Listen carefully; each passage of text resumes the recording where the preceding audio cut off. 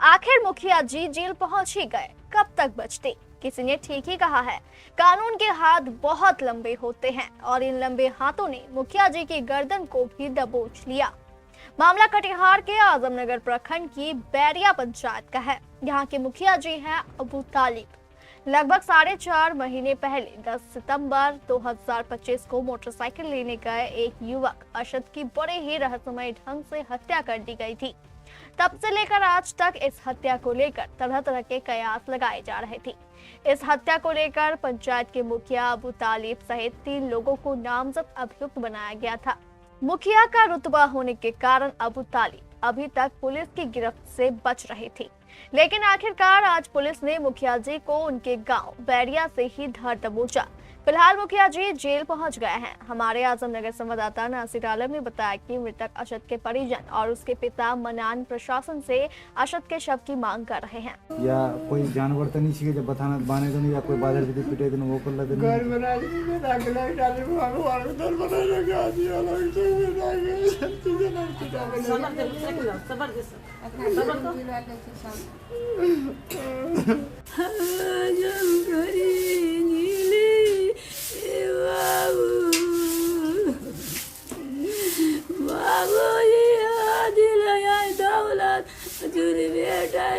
बेटा आवाज हम करिए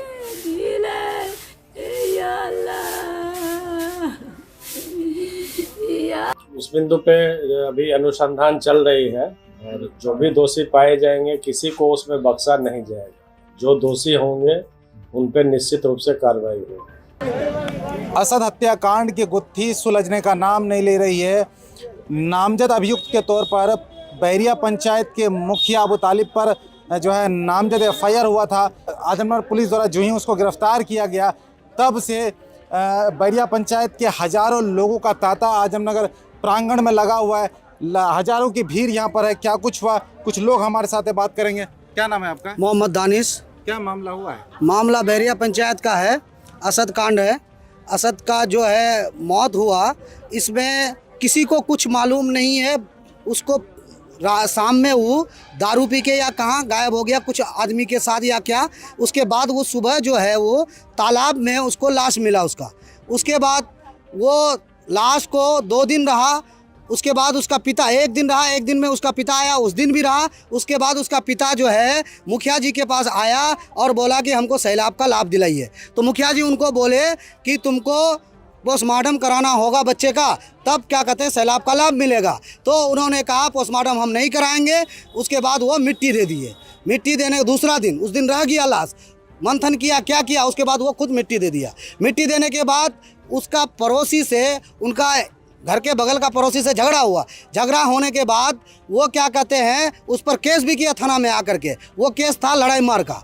उसके बाद क्या कहते हैं फिर आवेदन दे दिया जाकर के कोर्ट में कि मेरा बेटा का हत्या हुआ है और मुखिया को साजिश के तहत, राजनीतिक के तहत फंसा दिया गया।